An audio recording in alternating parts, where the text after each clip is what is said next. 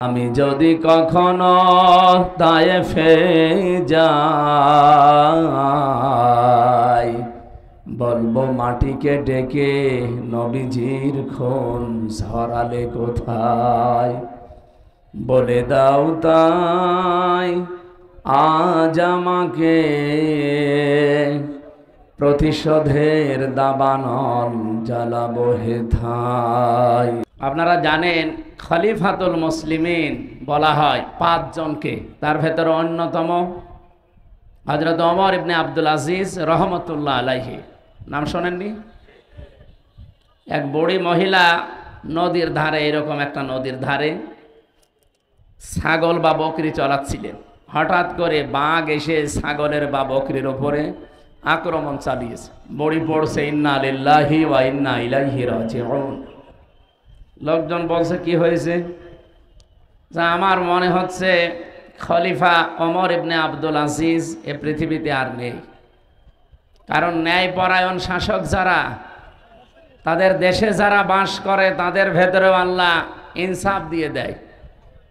বাঘ বাঘের জায়গায় থাকবে, ছাগল ছাগলের জায়গায় খাবার খাবে। কিন্তু আজকে যা আক্রমণ করেছে, আমার মনে হচ্ছে দেশের দায়িত্বে যিনি, তিনি আর নেই। খবর নিয়ে দেখা গেল কিছুক্ষণ আগে তিনি বিদায় নিয়েছে। পিরোজপুর বাংলাদেশের মানুষের কাছে, বিশেষ করে দল মত নির্বিশেষে যে যে ধর্ম পালন করে করুক, সবার কাছে বাংলাদেশের 64 জেলার ভেতরে পিরোজপুরটা একটা আবেগের জায়গা। এটা আমার কাছেও। আমি এই 3টা বছর কারাগারে আল্লামা সাইদি রহমতুল্লাহ আলাইহি ওনার পাশে ছিলাম। উনি ছিল 1 নম্বরে, আমি 4 নম্বরে, মাঝখানে একটা দেওয়াল ছিল শুধু।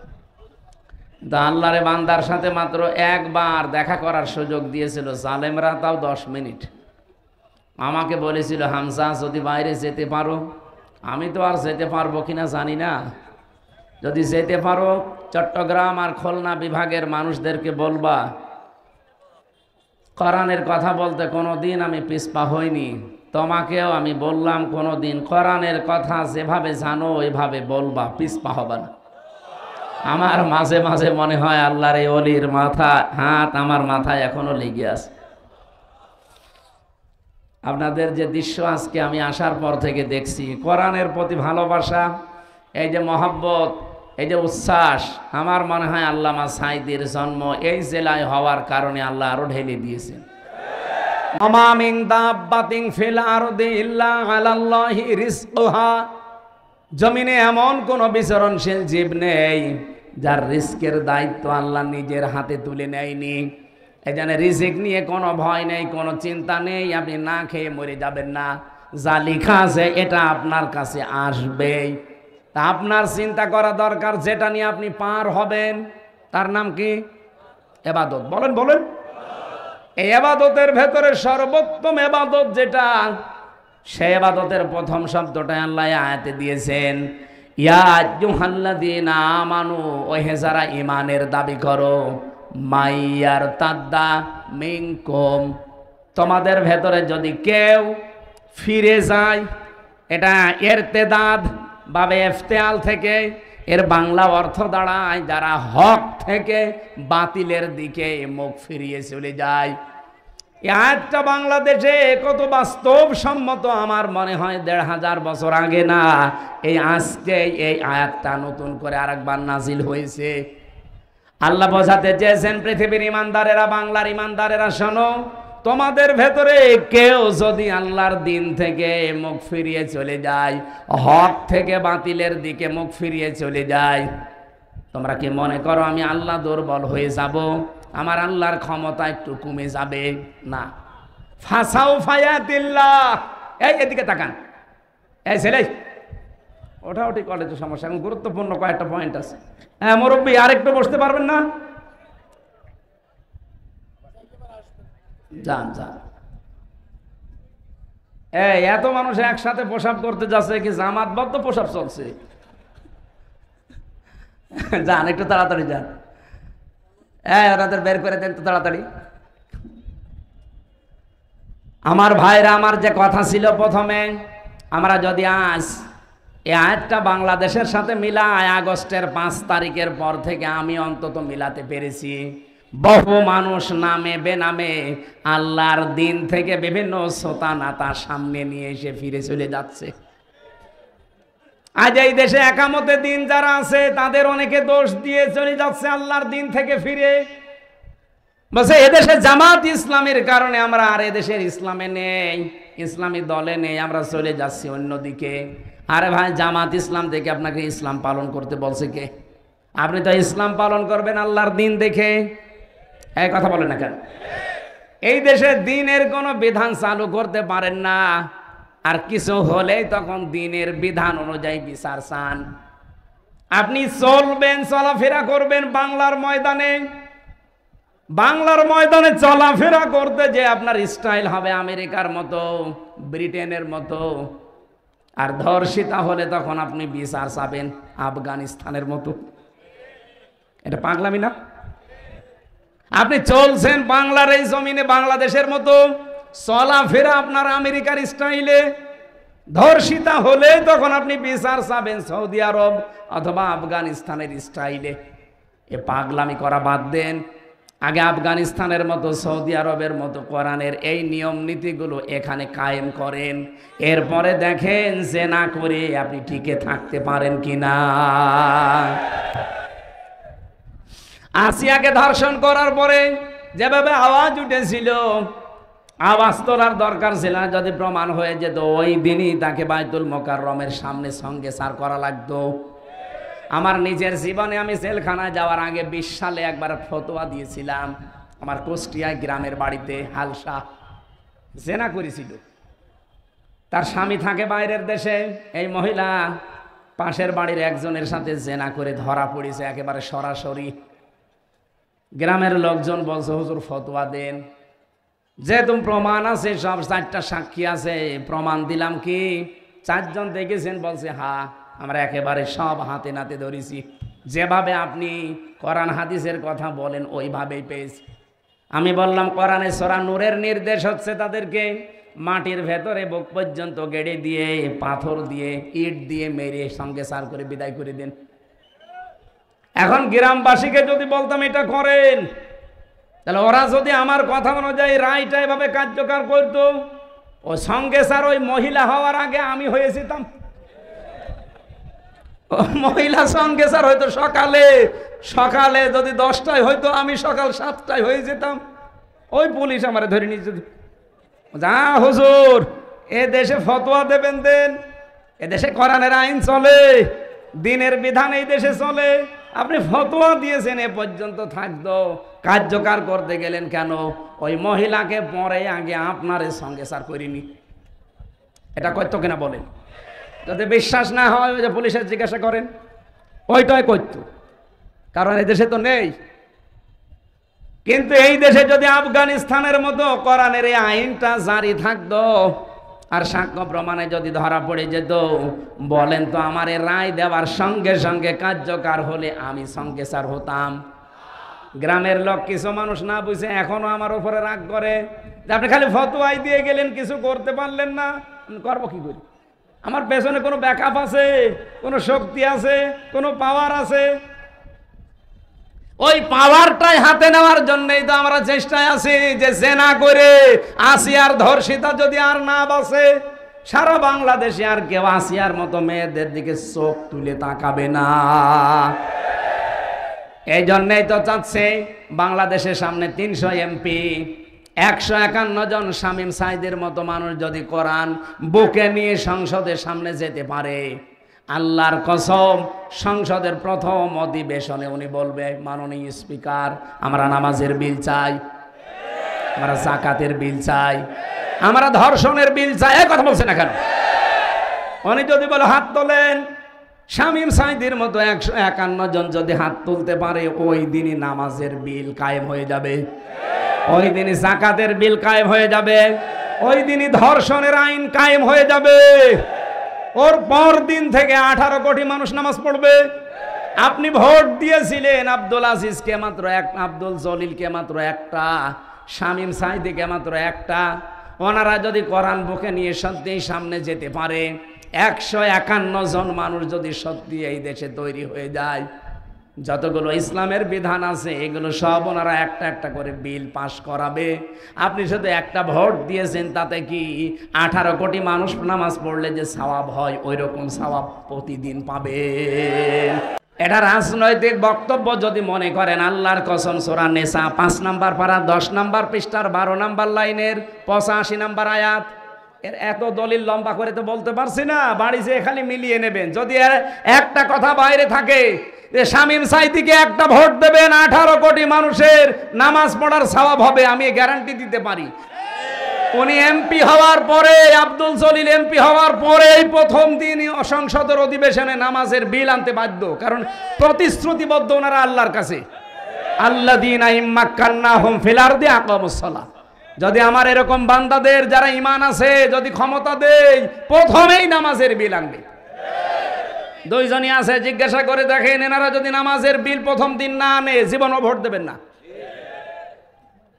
যারা নামাজের বিলের পক্ষে না, যারা বলে শরিয়া আইনে আমরা বিশ্বাস করি না, তাদেরকে আপনি ভোট দেবেন, নামাজের বিল না মদের বিল পাশ করব। আসিয়ার ধর্ষিতার জীবনও ফাঁসি না, কয়দিন পরে ছেড়ে দেবে।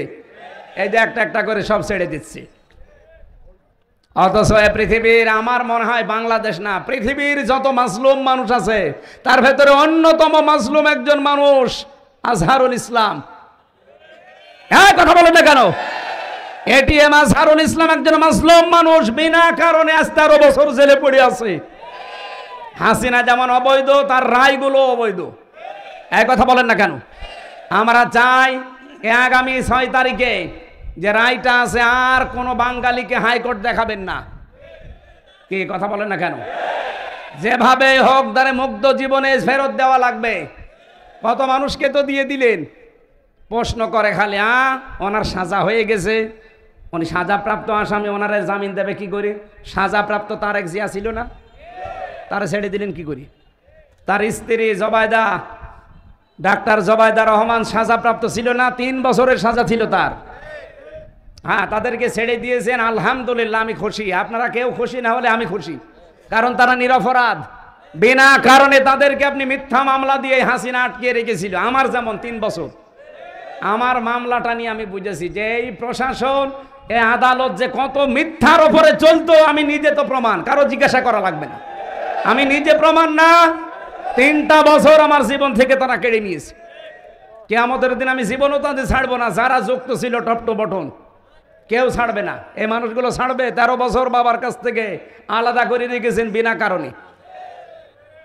এটিএম আজহারুল ইসলামের যারা মামলার সাক্ষী, তাও কেউ কেউ দেখেছে 6 কিলোমিটার দূর থেকে।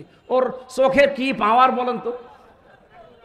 কেউ দেখেছে 3 কিলোমিটার দূরে, কেউ 1.5 কিলোমিটার দূরে। ওকে মানুষ না বাস পাখি? এই মিথ্যা সাক্ষী, মিথ্যা অজুহাত দিয়ে একটা মানুষের 13টা বছর নষ্ট করে দিলেন। আমরা আবার বলছি, আমিরে জামাত যা বলেছিল আপনাদের কথা মতো তিনি উদ্ধ করেছিলেন। এবার আর তাকে খেপাবেন না।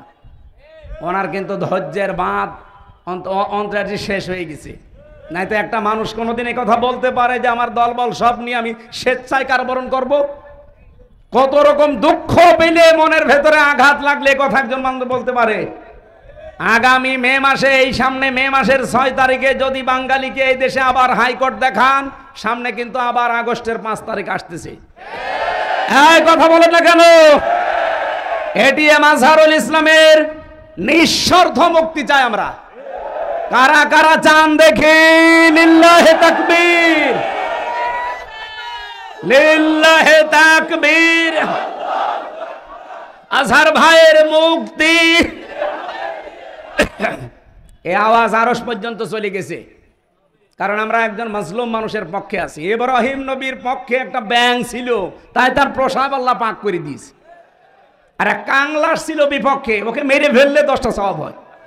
সুতরাং আমরা চাই আমাদের ঈমান আমল, আমাদের জীবনও আল্লাহ এই মাজলুম মানুষের পক্ষ অবলম্বন করার কারণে আল্লাহ যেন পবিত্র করে দেয় ব্যাঙের ওই প্রসাবের মতো। আরো জোরে বলেন আমিন। এই জন্য আল্লাহর দিন থেকে বিভিন্ন সোতা নাতা, নতুন নতুন কথা তৈরি করে যারা ফেরত চলে যাচ্ছেন, কসম করে বলছি, ফাসাউফা ইয়াতিল্লাহ, আল্লাহ সিন সাউফা কদ লাম 13টা শব্দ আছে। আয়াতের মাঝে আল্লাহ জানাতে চেয়েছেন ফাসাও ফায়াতিল্লাহ, অতি শীঘ্রই আমি আল্লাহ কিন্তু এমন একটা জাতি, এমন একটা দল তৈরি করে দেব, যারা আল্লাহর দিন থেকে আজ মুখ ফিরিয়ে চলে যাচ্ছ বিভিন্ন সোতা নাতা দিয়ে, বিভিন্ন উল্টাপাল্টা কথা, নতুন নতুন বাণী তৈরি করে আল্লাহর দিন থেকে যারা আজ ফেরত চলে যাও, কি করব আমি জানো? ফাসাও ফায়াতিল্লাহ, এখানে ফায়েল কর্তা সরাসরি কে? আল্লাহ বলেন আমি নিয়ে আনবো বিকৌমিন, এমন একটা জাতিকে, এমন একটা দলকে, ইউহিব্বুহুম ওয়া ইউহিব্বুনাহু, তারা আমাকে যেমন ভালোবাসে আমি আল্লাহ নিজেও তাদেরকে ভালোবাসবো। আমার তো আয়াত পড়ার পরে মনে হচ্ছে আগস্টের 5 তারিখের পরে বহু মানুষ দিন থেকে ফিরে চলে গেছে, আর বহু মানুষ তাদের কপালের কারণে দিনের ভেতরে আসতেছে। এই কথা বলেন না কেন? দিনের ভেতরে যখন মানুষ আসবে, ইযা জা নাসরুল্লাহি ওয়াল ফাত, আল্লাহর সাহায্য যখন আসবে, তার প্রথম নিদর্শন আপনি দেখবেন বিজয় চলে এসেছে।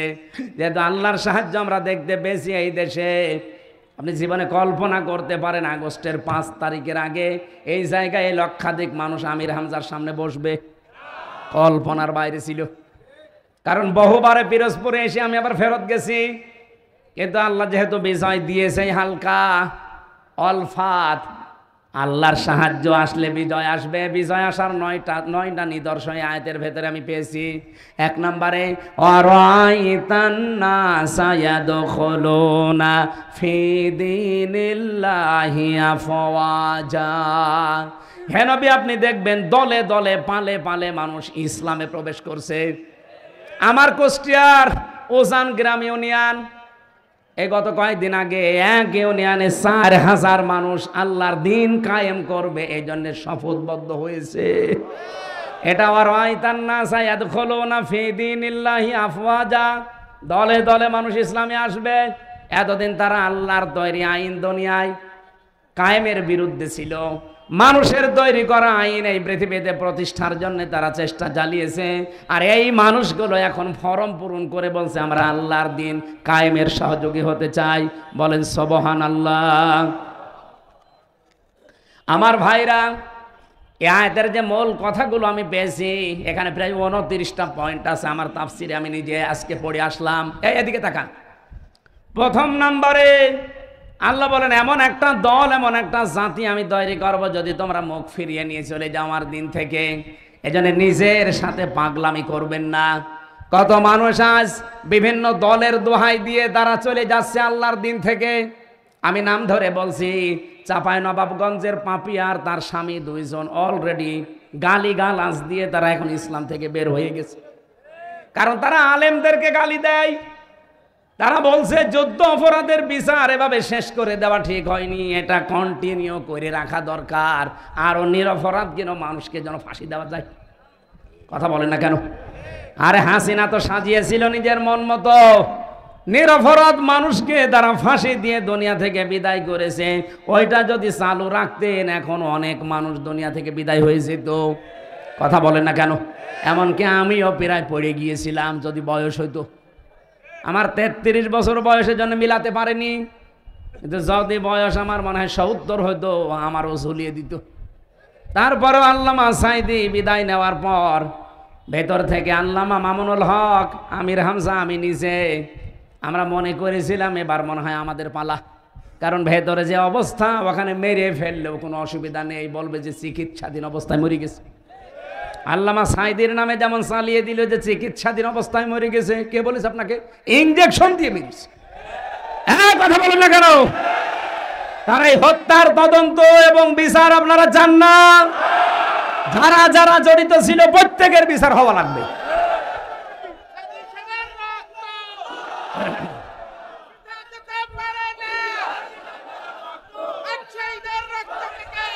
আমার ভাইরা, ঠিক আছে, আমার যে 29টা পয়েন্ট ছিল সবগুলো যদি বলতে আজকে নাও পারি, আমি সব লিখে এনেছিলাম। আমি গুরুত্বপূর্ণটা বলছি। আল্লাহ বলে মানুষ যখন দিন থেকে বিভিন্ন সোতানাতা দিয়ে ফেরত চলে যাবে। আজ আপনি কার দোহাই দিয়ে ফেরত চলে যাচ্ছেন? বলেন জামাত ইসলাম ভালো না, চরমনায় ভালো না, এই হেফাজত ইসলাম ভালো না। কি ভালো কোনটা? এই ভালো কোনটা দিয়ে আপনি চলে যাচ্ছেন আল্লাহর দিন থেকে? যদি কোনোটা ভালো না লাগে নিজে দিনের মন মতো করে আপনি চলেন আর নিজে একটা তৈরি করেন, তাও মানুষের তৈরি করা আইন প্রতিষ্ঠায় নিজেকে জড়াবেন না। মানুষের তৈরি করা আইন প্রতিষ্ঠায় জড়ালে আপনি কাফের। বলেন সূরা আলে ইমরান 4 নম্বর পারা 9 নম্বর পৃষ্ঠা 3 নম্বর লাইনের 154 নম্বর আয়াতের মাঝের অংশে আছে। আয়াতটা লিখে বাড়িতে যে মিলান। আল্লাহর তৈরি আইন বাদ দিয়ে মানুষের তৈরি আইন যারা দুনিয়ায় প্রতিষ্ঠা করার জন্য দল করে, আন্দোলন করে, ভোট করে, মিছিল মিটিং করে, এই মানুষগুলোকে কোনো অধিকার আল্লাহ দেয়নি। এই জন্য আল্লাহ নতুন করে তখন একটা দল তৈরি করবেন যারা আল্লাহকে ভালোবাসবে এবং আল্লাহ তাদেরকে ভালোবাসবে। সেই দলে যেন আল্লাহ আমাদেরকে শামিল করে। বলেন বলেন বলেন, খুব গুরুত্বপূর্ণ পয়েন্ট এটা। আজ যারা ফিরে যাচ্ছেন আল্লাহর দিন থেকে, আল্লাহর কোনো অসুবিধা নেই, আল্লাহ অতি শীঘ্র একটা দল তৈরি করে দেবে। আর আমার মনে হয় বাংলাদেশে সেরকম একটা দল আল্লাহ তৈরি করে দিয়েছে। যারা আল্লাহকে ভালোবাসে জীবন দিয়ে, তারাও আল্লাহকে ভালোবাসে। এবং এই মানুষগুলোর কয়েকটা গুণ আল্লাহ দিয়েছেন। কি গুণ? আজিল্লাতিন আলাল মুমিনিন আইজ্জাতিন আলাল কাফিরিন। তারা মুমিনদের উপরে হবে দয়ার্ধ। আপনি বাস্তবে বাংলাদেশে মিলান, আল্লাহর কসম, যারা আল্লাহ মনোনীত করলেন যাদেরকে দিন কায়েমের জন্য, দেখেন তাদের ভেতর ভালোবাসা। এই শামীম ভাইয়ের সাথে আমার রক্তের সম্পর্ক আছে, আত্মীয়তার সম্পর্ক আছে। কোথায় পিরোজপুর বাড়ি, কোথায় আমার বাড়ি কুষ্টিয়া, অথচ আমার নিজের আপন ভাইয়ের চাইতে ওনারে ভালোবাসি শুধু দিনের কারণে। এই কথা বলেন না কেন? চট্টগ্রামের শাহজাহান চৌধুরী, ওনারে ভালোবাসি আমি শুধু দিনের কারণে। তাছাড়া জীবনে ওনার সাথে আমার রক্তের সম্পর্ক না, কোনো কিছু আত্মীয় না। বাংলাদেশ সহ বিশ্বে যারা একামতে দিনের কর্মী, দেখবেন এদের ভেতর আল্লাহ এটা তৈরি করে দেয়। আজিল্লাতিন আলাল মুমিনিন, তারা মুমিনদের উপরে হবে রহম দিল। এমন করুণা, আমার নিজের সত্যি কথা বলছি, নিজের ভাইয়ের প্রতি এত মহব্বত জাগে না। একামতে দিনের কর্মী, তার বাড়ি যদি সেই কক্সবাজার হয়, এত মহব্বত তৈরি করে দিয়েছে কে? কিন্তু আইজ্জাতিন আলাল কাফিরিন, কাফেরদের প্রতি তারা হবে কঠোর। আর এই মন মানসিকতা আল্লাহ আমাদের দিয়েছেন। কাফেরদের কোনো অনুষ্ঠানের প্রতি আমরা কঠোর না। এই দেশ সহ বিশ্বে কাফেরদের যত রকমের এই যে নারী কমিশন যেটা তৈরি করেছে আল্লাহর কোরআনের বিরুদ্ধে, সর্বপ্রথম এই দেশের আলেম ওলামা যারা একামতে দিনের কর্মী যারা, তারা এর বিরুদ্ধে। এই জন্য কাফেরদের প্রতি যারা কঠোর, এ গুণ আল্লাহ তাদের তৈরি করে দেবে। আপনি নিজেকেই দেখবেন পাল্টিয়ে ফেলবেন। ইউজাহিদুনা ফি সাবিলিল্লাহ ওয়ালা ইয়াখাফুনা লাওমাতা লাইম। তারা আল্লাহর দিনের পথে চলতে গিয়ে কারো তিরস্কারের ভয় করবে না। যালিকা ফাদলুল্লাহ, আল্লাহ বলেন যারে তারে আমি এই কাজে লাগাই না, এটা আল্লাহর অনুগ্রহ। এটা কি? সুতরাং একামতে দিন কায়েমের জন্য যারা এই লাইনে আছেন, নিজেকে ছোট ভাববেন না, মনে করবেন আল্লাহ দয়া করে আপনাকে এই রাস্তায় তুলে নিয়ে এসেছে। যালিকা ফাদলুল্লাহ ইউতিহি মাইয়াশা, আল্লাহ যাকে চায় তাকে রাস্তায় নিয়ে আসে। আল্লাহু ওয়াসিউন আলিম, আল্লাহ প্রশস্ত এবং জ্ঞানী। এবারে আয়াতের ভেতরে 4টা পয়েন্ট আছে। আমার কি দেরি হয়ে যাচ্ছে না? মানে আমার গলায় পারা লাগবে না আপনাদের মাহফিলের জন্য যত রকম। এখনো 7টা হাদিসের পয়েন্ট বাকি আছে, যে হাদিস পড়েছিলাম। আয়াতের পরে আছে আরো 4টা। 7 আর 4 কত হয়? 11টা জিনিস বলতে অন্তত 20 মিনিট তো লাগবে। আপনারা কি চলে যাবেন? ওয়ালাকাদ কাররামনা বানি আদম, এই পৃথিবীতে সবচাইতে বেশি সম্মান আল্লাহ দিয়েছেন বনি আদম সন্তানকে। কিন্তু আমরা দুঃখজনক হলো সত্য, 54 বছরে পৃথিবীর সবচাইতে সম্মানিত যারা মানুষ, আল্লাহ কিন্তু বলেননি ওয়ালাকাদ কাররামনা মিন মুসলিমিন মা বানি মুসলিমিন, বলেছেন যে মুসলমান সন্তানদের শুধু সম্মান দিয়েছে দুনিয়ায় না, মানুষ যারা তাদেরই সম্মান আল্লাহ দিয়েছেন। আসলে 54 বছরে এই মানুষের সম্মান নিয়ে সবচাইতে বেশি সিনেমিনি খেলা হয়েছে আমাদের এই দেশে। এখনো বিশ্বের অনেক দেশে হচ্ছে, বিশেষ করে আমাদের প্রতিবেশী ভারতে মানুষের সম্মান নিয়ে কি সিনেমিনি খেলছে দেখছেন? আজকেও কতগুলো, 3টা দেখলাম মাদ্রাসা তারা বন্ধ করে তালা লাগিয়ে দিচ্ছে। নবীজির হাদিস পড়ছিলাম আজকে আসার সময়, এদিকে তাকান।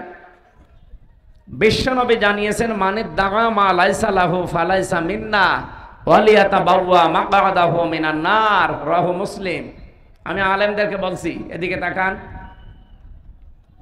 বিশ্বনবী জানিয়েছেন এই পৃথিবীতে যেই জিনিস তোমার না, ওইটা যদি জোর করে নিজের দখলে নিয়ে নাও, সে যেভাবেই হোক, চুরি করে হোক, ডাকাতি করে হোক, চাঁদাবাজি করে হোক, ছিনতাই করে হোক, ফাঁকি দিয়ে হোক, যে কোনো কায়দায় যদি ওটা নিজের দখলে রেখে দাও, যেই দিন এটা দখল করে নিজের আয়ত্তে নিয়ে নেবে, ফালাইসা মিন্না, ওই দিন থেকে তুমি আমার উম্মতের ভেতর থেকে আর নেই, বের হয়ে গেলে।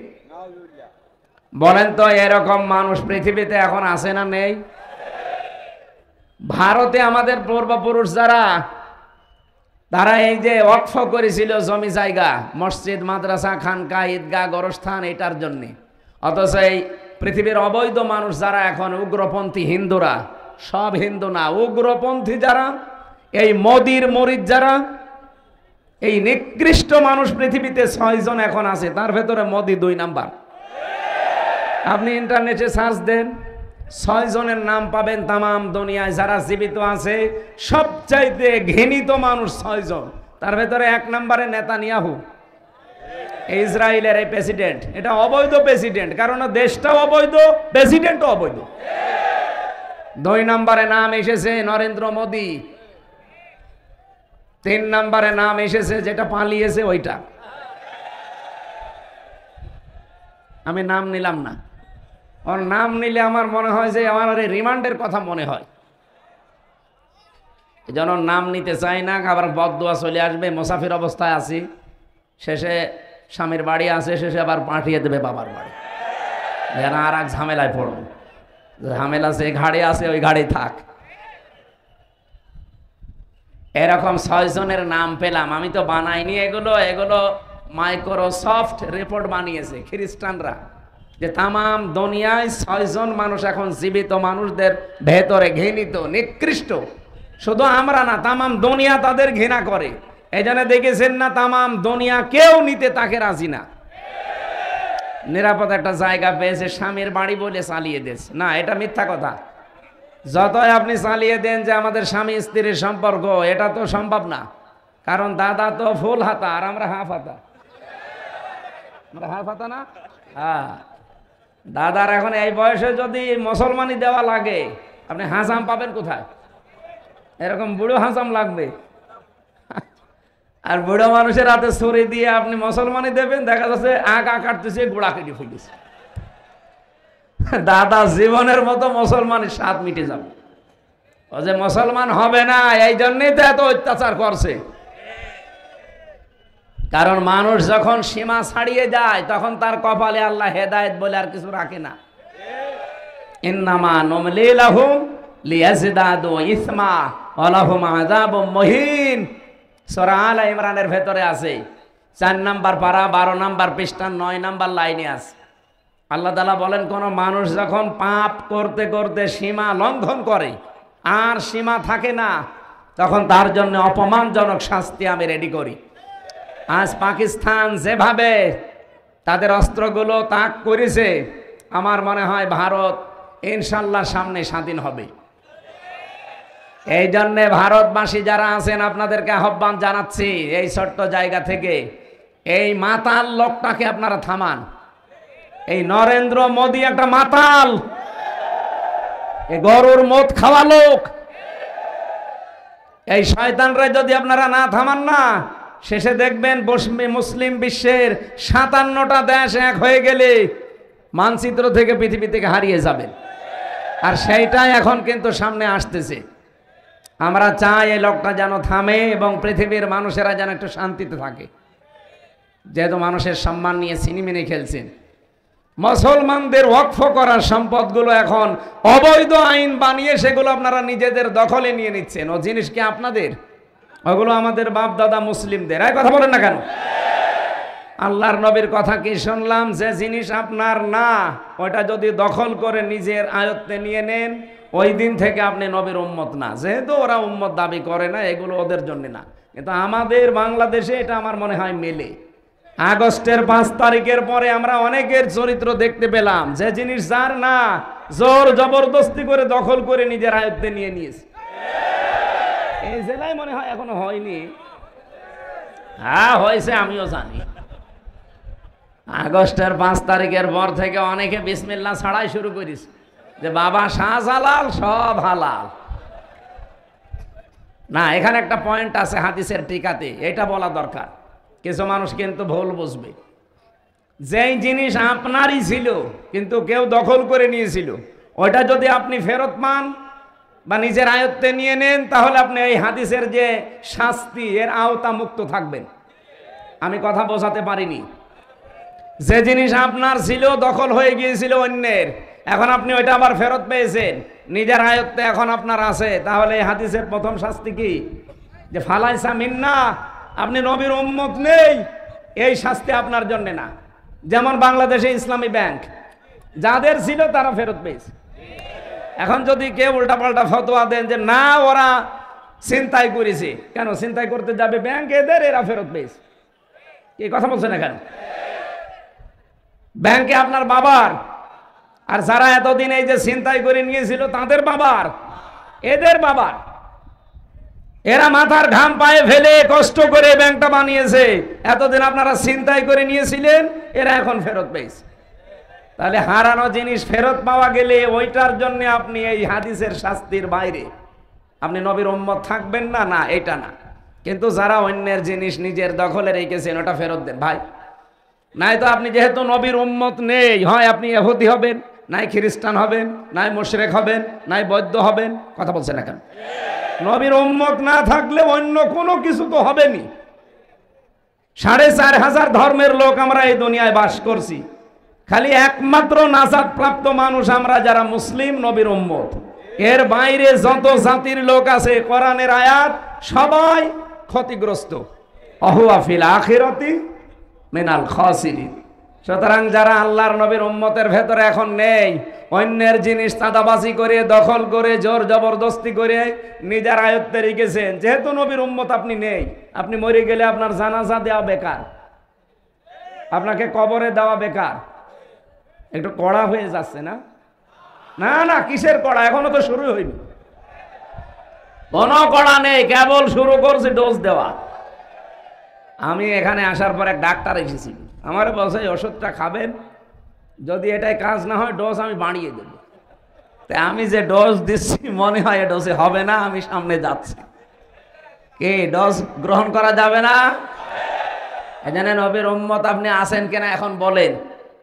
এই যে যারা এখানে লক্ষাধিক মানুষ বসে আছেন, আপনি নিজেই বলেন, আগস্টের 5 তারিখের পরে এপ্রিলের এই 27 তারিখ, এই 9 মাসের ভেতরে বহু মানুষ নবীর উম্মত থেকে বের হয়ে চলে গেছে, অথচ তারা নামাজ পড়ে, রোজা রাখে, এমনকি হজও করে এসেছে। নবীর উম্মত না থাকলে তার হজ হয়, তার নামাজ হয়, তার রোজা হয়েছে। এই জন্য হাতে পায়ে ধরে বলছি, ভাই যারা নিয়েছেন তারা এই কাল সকাল বেলায় তাদের বাড়িতে ফেরত দিয়ে আসবেন, যে ভাই যেভাবেই হোক নিয়েছিলাম, এটা আমার না, এই যে ফেরত দিয়ে গেলাম। যারা যারা রাজি আছেন এ কাজ করতে হাত তোলেন তো। এই কাঠটা মেরি খেয়েছেন, এদিকে আসেন। আরে এটা তো ঠিক হয়নি, রেকর্ড হচ্ছে না। আপনি আন্দাজে হাত তুলতে গেলেন। এই ক্যামেরা ওইদিকে মারার দরকার নেই। না, আমরা তো আশা করেছিলাম যে অন্তত এই ছেলেটা একটু বাদ আছে, আপনারা দেখে প্রায় লোকে হাত তুলছেন, কাঠটা মেরে খেয়েছেন, ফেরত দিয়ে দেবেন। ভাই যে দলের লোকই আপনি হন, যে জিনিস আপনার না, যদি আপনি জোর করে নিজের দখলে নিয়ে রাখেন, কালকে ফেরত দিয়ে দেবেন, নয়তো আপনার নামাজ, রোজা, এই হজ, যাকাত সব মাঠে মারা যাচ্ছে। কারণ আপনি নবীর উম্মতই নেই। আপনি মরে গেলে যে আমি বিসমিল্লাহি ওয়া আলা মিল্লাতি রাসূলিল্লাহ বলবো, পুরা মিথ্যা। কারণ আল্লাহর নামে, রসুলের নামে, রসুলের আদর্শে তুলে দিলে আপনি রসুলের আদর্শেই নেই। 2 নাম্বারটা আরো কঠিন। ওয়ালিয়াতাবাওয়া মাকআদাহু মিনান নার। নবীজি বলেন সে যেন টিকিট কেটে জাহান্নামে নিজের একটা আসন বরাদ্দ করে নিল। আমি তো এই চর্ম চোখে দেখতে পাচ্ছি বাংলাদেশে এরকম বহু মানুষ অলরেডি জাহান্নামে টিকিট কেটে বসে আছে। যারা মানুষের জমি দখল করে নিয়েছেন, দোকান দখল করেছেন, এই বাজারেও কত দোকান দখল হয়ে গেছে, নামে বেনামে। নাকি বেশি বললাম? ওই আপনারটা মনে হয় নিয়েছে, ঠিক ঠিক বলছেন 2 বার। যাদেরটাই হয়েছে এরকম, আল্লাহর কসম আমরা ফেরত দিয়ে দেব। সে যদি জামাত ইসলামের লোক হয়, বিএনপির লোক হয়, চরমনাইয়ের লোক হয়, যে দলই করেন না কেন, আপনি নবীর উম্মত আর নেই, আপনি আগে ফেরত দিয়ে দেন। হ্যাঁ, ওটা যদি আপনারই থাকে, এতদিন ওরা দখল করে নিয়েছিল, ওটা আপনি ফেরত পেয়েছেন, এটা অসুবিধা নেই। এরকম যদি কেউ করে থাকেন, বাবা শাহজালাল আপনার জন্য হালাল আছে। কে কথা বুঝতেছেন? আমি যে কথাটা বলতে চাই, এই হাদিসটা নিয়ে আসলাম।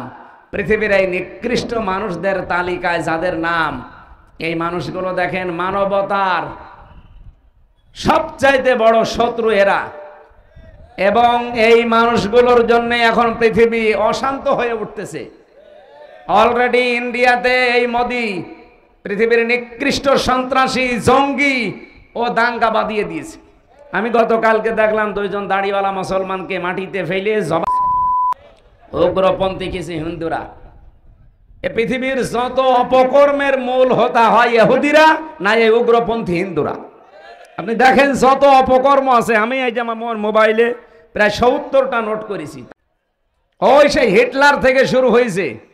ওটা ছিল কি মুসলমান, কি ছিল খ্রিস্টান। এখান থেকে শুরু হয়ে আজকের এই দিন পর্যন্ত যা চলছে দুনিয়ায় যত অপকর্মে, এর মূলে হচ্ছে হয় ইহুদিরা, নাই হিন্দু মুশরিক যারা, উগ্রপন্থী যারা, তারা সব হিন্দু না। এই জন্য অন্যান্য যারা হিন্দু ভাইরা আছেন, এই লোকটাকে আমার মনে হয় থামানো দরকার, নাই তো পৃথিবী বসবাসের অযোগ্য হয়ে যাবে সামনে। ও যা আরম্ভ করেছে, তাম পৃথিবী কিন্তু আবার যুদ্ধ লেগে গেল বলে। ওই একটা মানুষের মন মতো চলতে গিয়ে আমরা দুনিয়াতে অশান্ত হয়ে যাব। কোন কারণে? হয় ওকে মেরে ফেলেন, নাই থামান। এক কথা বলেন না কেন? কারণ এরকম অভিশপ্ত মানুষের দুনিয়ায় থাকার দরকার নেই। ভালোই তো চলছে পৃথিবী, মাঝে মাঝে এই শয়তান খালি অশান্ত করে দেয়। এখানে এই শয়তান আছে আর ওদিকে এই শয়তান আছে। আদের পেছনে শুধু কলকাঠি নাড়ে আর একটা জাতি আছে, আমি নাম নিচ্ছি পরে। আজকের তেলাওয়াত কিন্তু আয়াতে কিছু গুরুত্বপূর্ণ তথ্য আছে, বাস্তবের সাথে মিলিয়ে আমরা এই কথাগুলো শুনতে চাই, বলতে চাই ইনশাআল্লাহ। যেহেতু কোরআন সবার জন্য উন্মুক্ত, এটাকে শুধু মুসলমানদের বলেন বলেন। আল্লাহ রাব্বুল আলামিন বলেন, হাযা বায়ানুল লিন্নাসি ওয়া হুদাও ওয়া মাউইযাতুল লিল মুত্তাকিন। সূরা আলে ইমরানের 138 নম্বর আয়াতে আছে, 4 নম্বর পারার 6 নম্বর পৃষ্ঠা 13 নম্বর লাইনে আছে, না 12 নম্বর লাইনে আল্লাহ পাক বলেন, হে পৃথিবীর মানুষেরা, এ কোরআন আমি নাজিল করেছি জীবিত মানুষদের জন্য বায়ান হিসাবে। তাহলে কোরআন শরীফ মরা মানুষের জন্য না, জীবিত মানুষের জন্য। কিন্তু দুঃখজনক হলেও সত্য, এই 15.5 বছরের দিকে তাকান, জীবিত মানুষদেরকে কোরআন শোনানো, কোরআন বোঝানো বড় কঠিন হয়ে দাঁড়িয়েছিল। জেল থেকে বের হওয়ার পরে আমার মাহফিল ছিল এই মঠবাড়িয়ায়, আমি চলেও এসেছিলাম, কিন্তু শয়তানরা আমারে ঢুকতে দেয়নি। আমি কি এসেছিলাম আমার বাবার কাহিনী শোনাতে, কোরআনের কথা শোনার জন্য, বোঝার জন্য এসেছিলাম জীবিত মানুষদের সামনে। সে কুষ্টিয়া থেকে আমি অলরেডি খুলনা পার হয়ে গেছি। হঠাৎ করে আমারে বলছে, আপনিও পালান, আমরাও পালাচ্ছি। পুলিশ এসে আগেই ঘিরে ফেলেছে। পুলিশ যদিও আজকেও এসেছে, ওই যে পুলিশ, আজকে আর এখন আর হবে না, কারণ এখন আর আগস্টের 5 তারিখের আগে নেই। ঠিক আছে,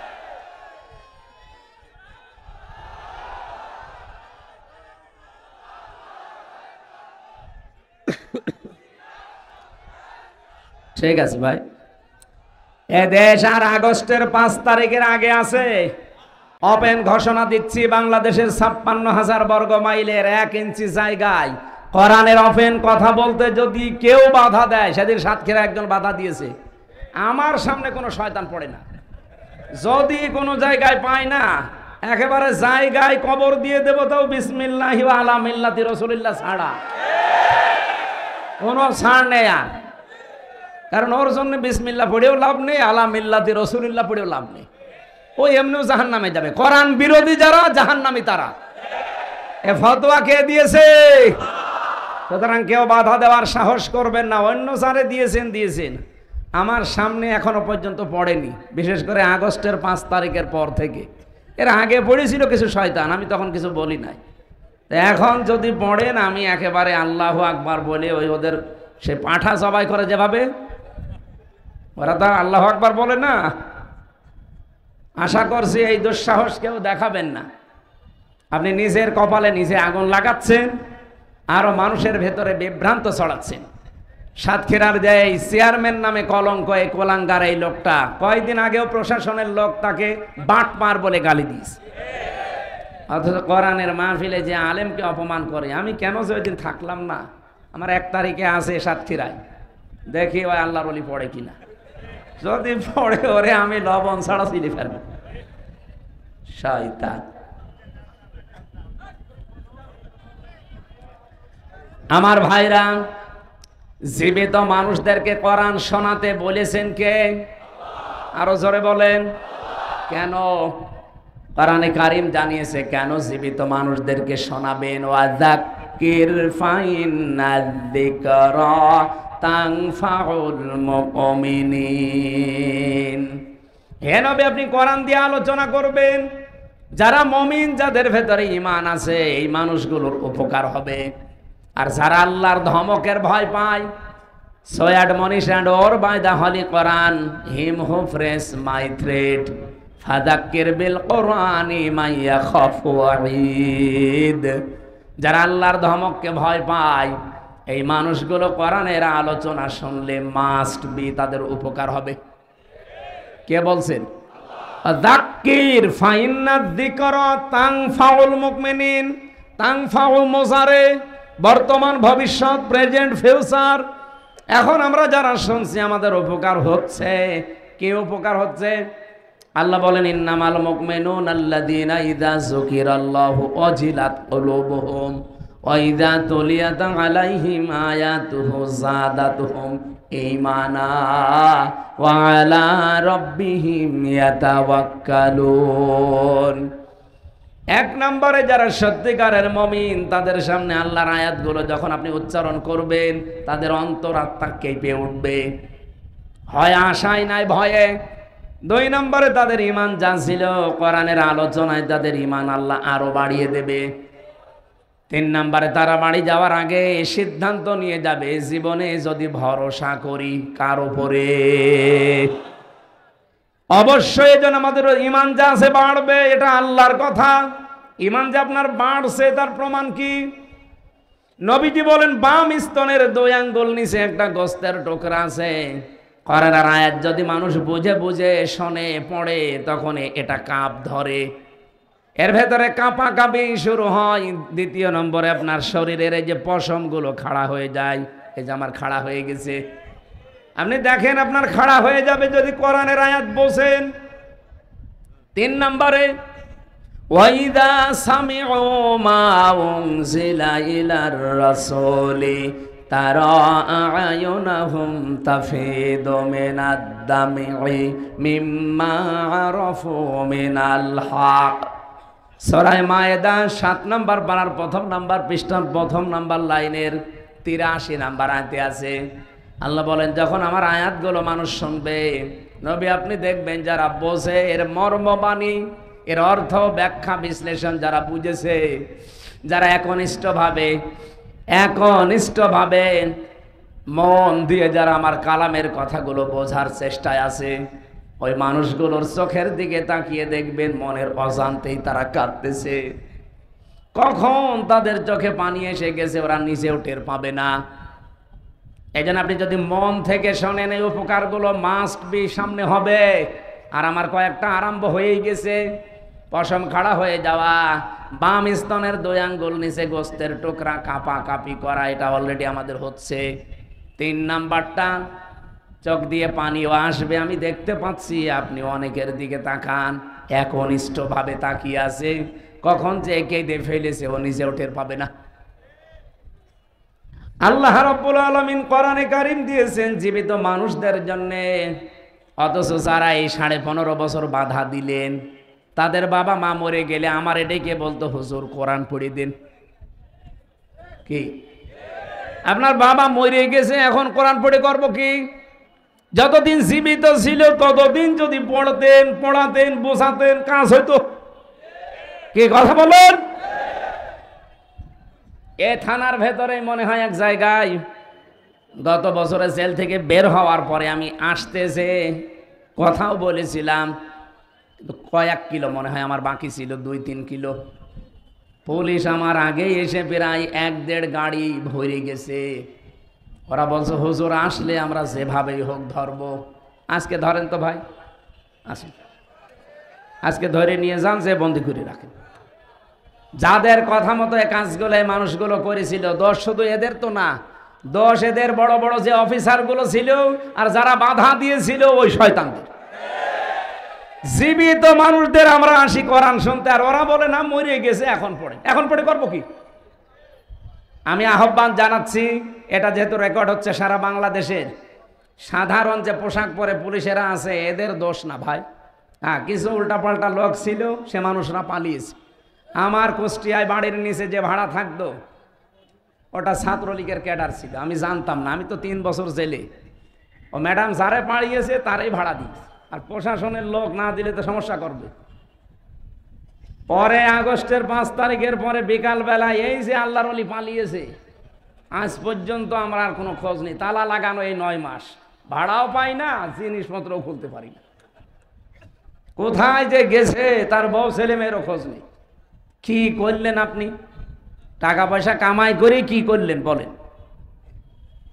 এই কিছু কিছু অফিসারের কারণে, কোলাঙ্গার যে মানুষগুলো, তাদের কারণে সাধারণ কনস্টেবল যারা, এসআই, এএসআই, এই মানুষগুলো আজ জাতির কাছে এখনো পর্যন্ত কালার হয়ে আছে। এরা এই পোশাক দেখলে এখনো ঘৃণা করে না। এই পোশাকটার দোষ না, এটা সম্মানিত পোশাক।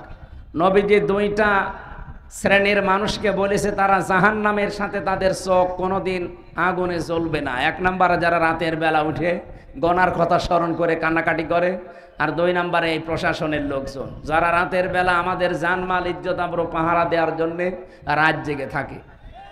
আমি এই মঠবাড়িয়া থেকে কুষ্টিয়া, এখান থেকে যাবার সময় অন্তত 10 জায়গায় ওরা রাতের বেলা পাহারা দিচ্ছে। অথচ যারা এই কাজ 15.5 বছরে করেছে, এই কঠিন অবস্থা, তারা কি পাহারা কোনো দিন দেয়?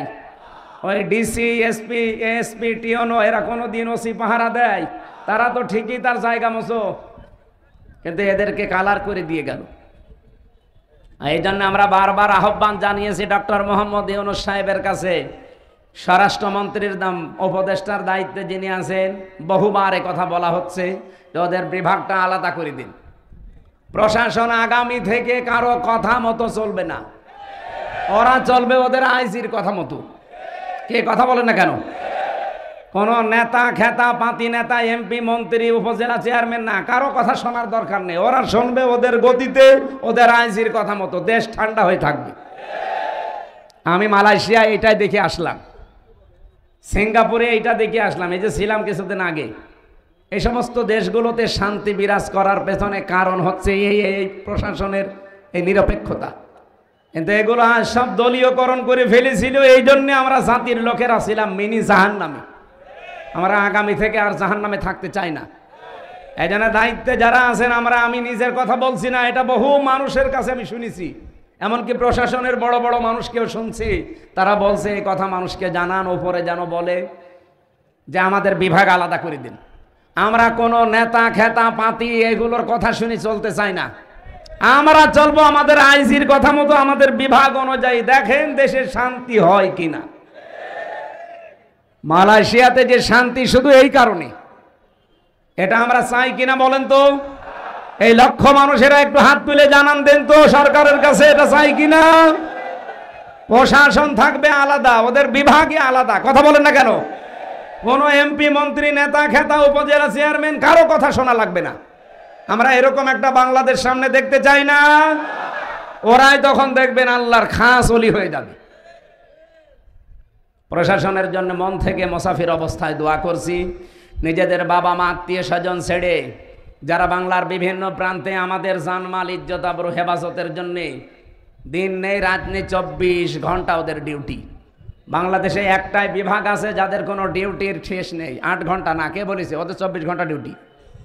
টয়লেটে যদি বসে থাকে, যদি বাঁশি পড়ে, অর্ধেক শেষ করে দৌড় দেওয়া লাগে। এইরকম কঠিন চাকরি ওইটা, আমি নিজে তো দেখেছি। সম্মানিত ভাইরা, এই জন্যে মন থেকে মোসাফির অবস্থায় দোয়া করছে, আল্লাহ তাদেরকে আগের সেই অবস্থায় তুমি আবার ফিরিয়ে দাও।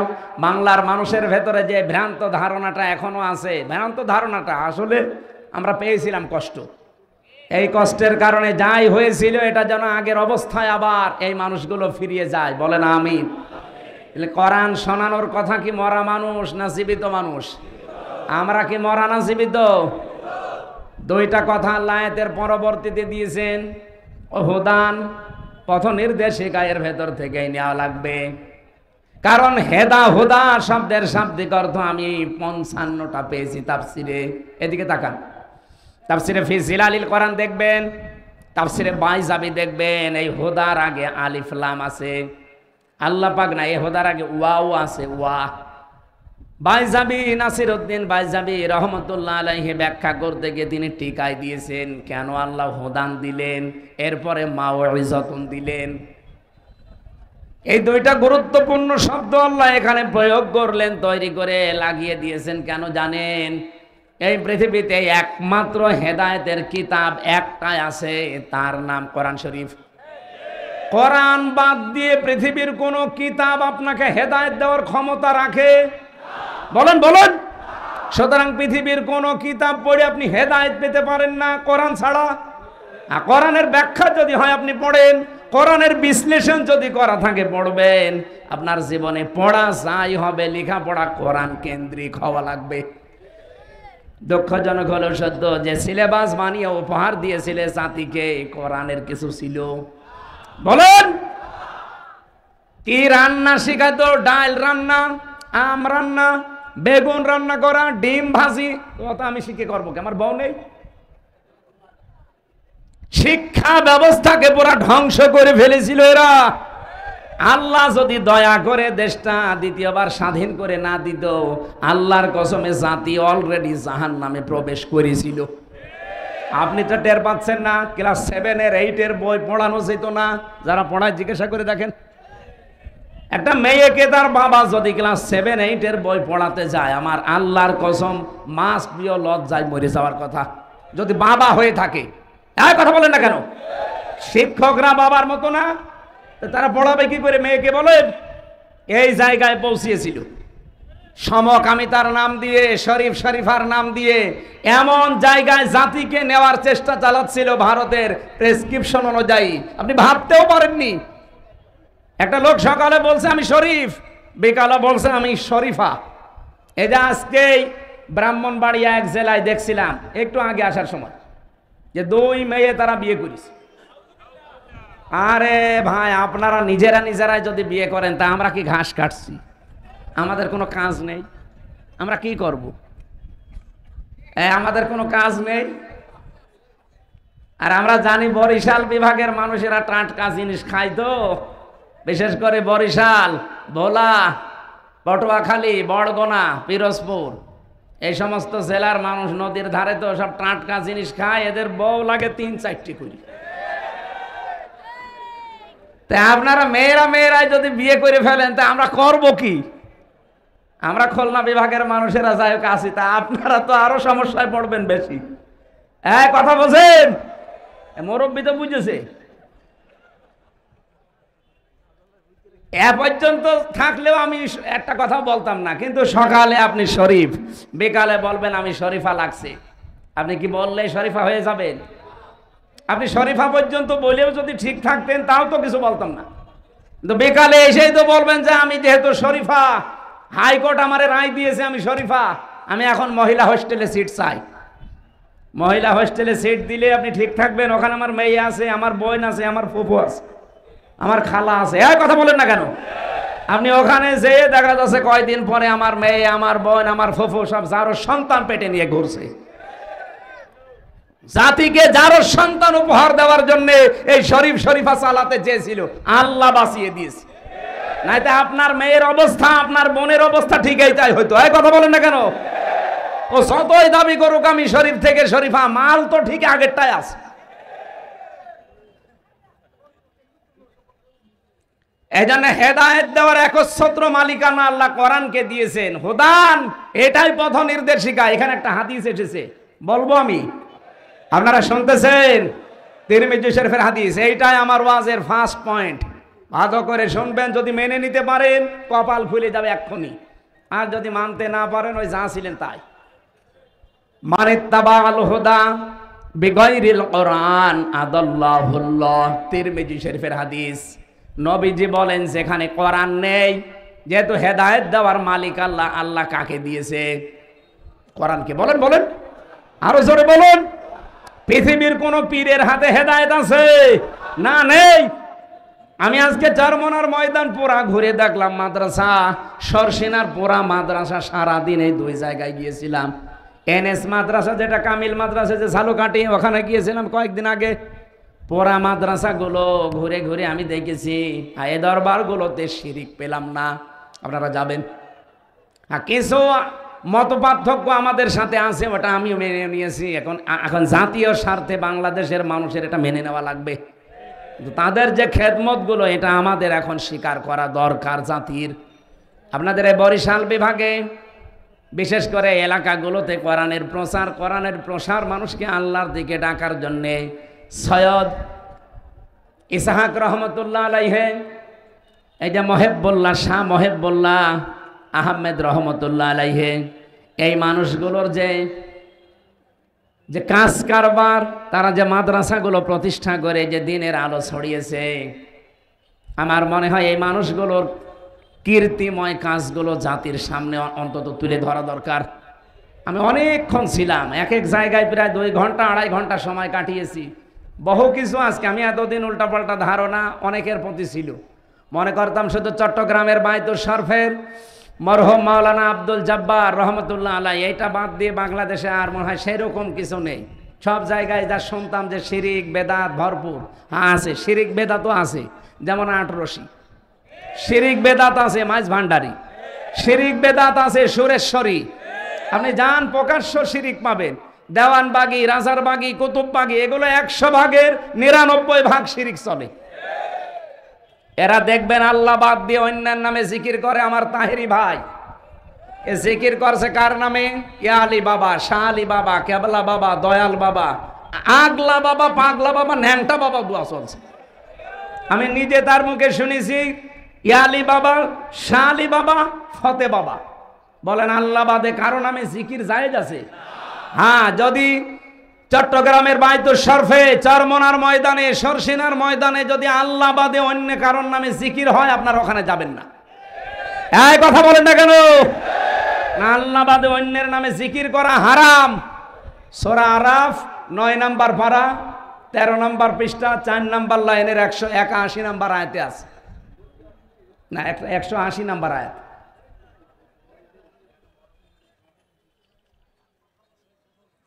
ওয়ালাকাদ যারানা লি জাহান্নামা কাসীরাম মিনাল জিন্নি ওয়াল ইনসি, আয়াতের পরের আয়াত কি? আয়াতের পরের আয়াত কি? না না, এই আয়াতের পরেরটা।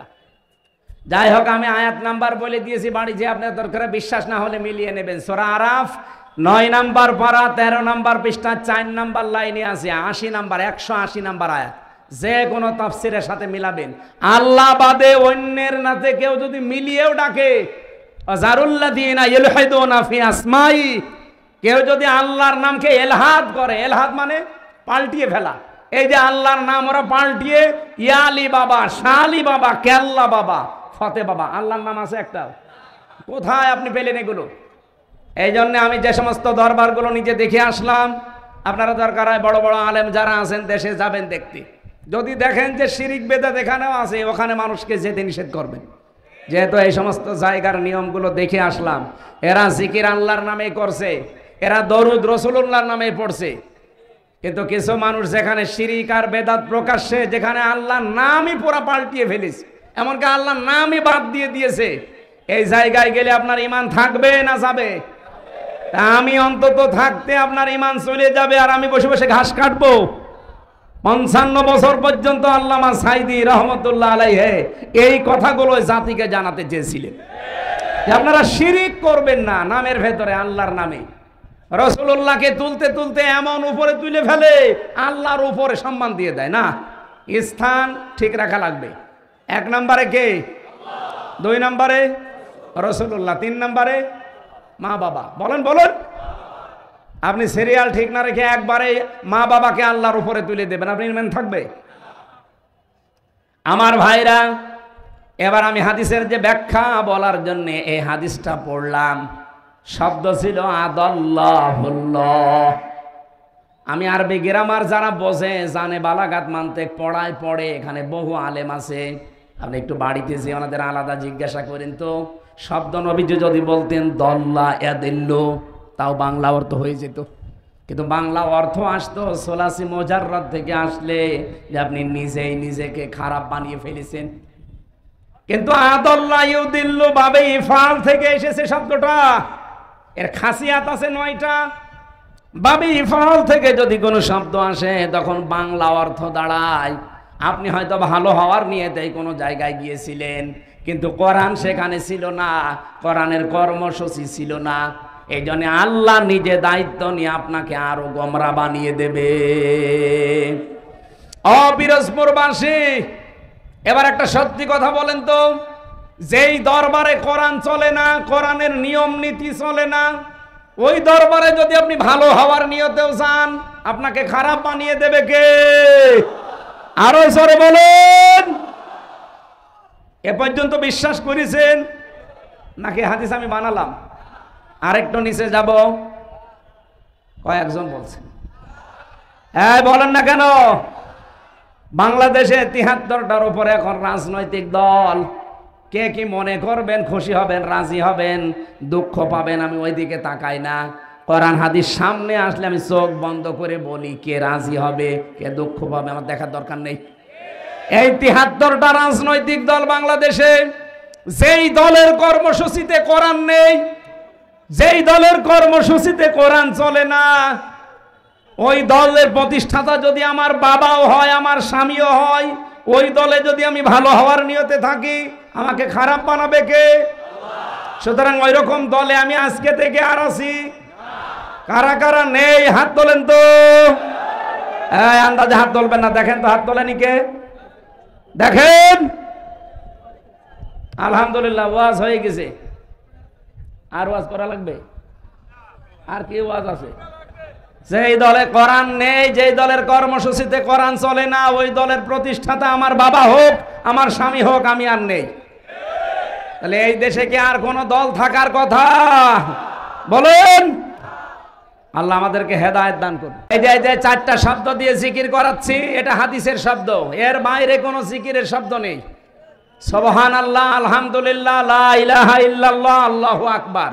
এর বাইরে যা আছে দোয়া দরুদ। কেউ যদি কেল্লা বাবা, ফতে বাবা, শাহ আলী বাবা, দয়াল বাবা, এগুলো কি এর ভেতরে আছে? সুতরাং এইরকম কোন দরবারে যাবেন না। এই 4টা শব্দ দিয়ে যেই দরবারে জিকির হয়, ওই দরবারে শেখার জন্য, জানার জন্য যাবেন। কি কথা বলেন না কেন? এরকম দরবার যদি চরমনা হয়, যাবেন কালকে। যদি 8 রশি হয়, যাবেন কালকে। তা 8 রশি আমি নিজে গিয়ে যেটা দেখেছিলাম, এইভাবে যাওয়া লাগে কবরে, আবার এইভাবে আসা লাগে। আমি ওনারে বললাম যে ভাই, আমি নবীর রওজা থেকে আসলাম কয়েকদিন আগে, এইভাবে ভেতরে যাওয়া লাগে না? আমারে বলছে ওটা তোদের নবী, এইটা আমাদের নবী। ওই যে খাদেম লাল কাপড় পরে যেটা আছে, ওরে শয়তান, প্রকাশ্য শিরিক যেখানে চলে, এদেশের মুসলমানেরা ওখানে আজ যাবে? এটা শুধু এই মঠবাড়ি আইনে রেকর্ড হচ্ছে, সারা বাংলাদেশ লাইভ চলছে। সুতরাং সবাইকে সামনে নিয়ে আমার মনে হয় আমি কথা বলছি, এই 4টা শব্দের বাইরে যে দরবারে জিকির আছে, ওই দরবারে যাবেন না। কে কথা দিতে পারবেন না? তাহলে দেখবেন আস্তে আস্তে আপনারা না গেলেও দরবার এমনি তুলে দেবে, বলবে কোনো কামাই নেই। আল্লাহ বলেন, কোরআন আমি জীবিত মানুষদের জন্য বায়ান, বক্তব্য, বিবৃতি কেন দিলাম? এটা হেদায়াত, পথ নির্দেশিকা, এইটাই দিতে পারে। এই জন্য আদাল্লা ইউদিল্লু বাবে ইফাল থেকে বাংলা অর্থ দাঁড়ায়, পৃথিবীতে কোরআন যেখানে নেই, তার মানে কোরআনের নিয়ম নীতি চলে না। ওখানে কেউ ভালো হওয়ার নিয়তেও যদি যায়, তাকে আল্লাহ নিজে দায়িত্ব নিয়ে আরো খারাপ বানিয়ে দেয়। এর বাস্তব প্রমাণ আমার কুষ্টিয়ার লালনের মাজার। ওখানে কোরআন আছে? নেই। আমার মা বাড়ি তো পাশে, কোরআন নেই, কোরআনের কর্মসূচিও নেই। ওখানে প্রকাশ্য শিরিক, বেদাত আর শুধু গাঁজা। আমার মনে হয় সারা বাংলাদেশ ঘুরে আপনি যা গাঁজা পাবেন তার চাইতে বেশি গাঁজা পাওয়া যাবে মাঝারি। এই পৃথিবীর নিরাপদ একটা জায়গা হচ্ছে লালনের মাজার, যেখানে পুলিশ পাহারা দিয়ে গাঁজা খাওয়ায়। ওই পুলিশ বসে আছে না, যদি ওই কুষ্টিয়া জেলার দায়িত্বে থাকে জিজ্ঞাসা করে দেখেন, বলে বাবা খা, আমরা আছি, কেউ কিছু বলবে না। এইরকম গাঁজাখোর ওখানে। ওই রকম জায়গায় কোরআন নেই, কোরআনের কর্মসূচি নেই। আপনি যদি ভালো হওয়ার নিয়তেও যান, আপনি কি ভালো থাকবেন? আর আপনাকে খারাপ বানিয়ে দেবে কে? এই জন্য দেখা যায় আগে বিড়ি খেত না, এখন বিড়ি ধরেছে। আগে গাঁজা বুঝতো না, এখন গাঁজা খায়। ও কি ভালো হয়েছে না খারাপ হয়েছে? বলেন বলেন। এই জন্য এরকম কোনো খারাপ জায়গায় যেখানে খারাপ হওয়ার সম্ভাবনা বেশি যাওয়া যাবে? আল্লাহ আমাদেরকে বাঁচিয়ে দেন, বলেন আমিন। 2 নম্বরে ওয়া মাউইজাতুন, এর ভেতরে উপদেশ আছে। মাউইজা শব্দের অর্থ 33টা। 1 নম্বরে মাউইজাতুন মানে প্রেসক্রিপশন। কি বললাম? বলেন বলেন। আমরা ডাক্তারের কাছে যান, আপনি মঠবাড়িয়া যদি MBBS ডাক্তার হয়, দেখবেন 4টা জিনিস লেখা থাকে। 1 নম্বরে ওখানে পাবেন ডাক্তারের নাম, ওর নিচে ওনার ডিগ্রি লেখা থাকে। 2 নম্বরে লিখবে আপনার নাম, এবার আপনার বয়স। 3 নম্বরে ঔষধের নাম লিখবে, এর পাশাপাশি ঔষধের ডোজগুলো লিখে দেবে, যে এই ঔষধের ডোজ এই। 4 নম্বরে লিখবে যে কয়দিন চলবে এটা, 7 দিন বা 15 দিন বা 1 মাস, এরপরে ঔষধ পাল্টিয়ে অন্য ঔষধ দেবে। আমি কি বেশি বললাম না? ঠিক আছে। কোরআন শরীফ আমি এই প্রেসক্রিপশনের সাথে মিলিয়ে এই 4টা জিনিস পেয়েছি।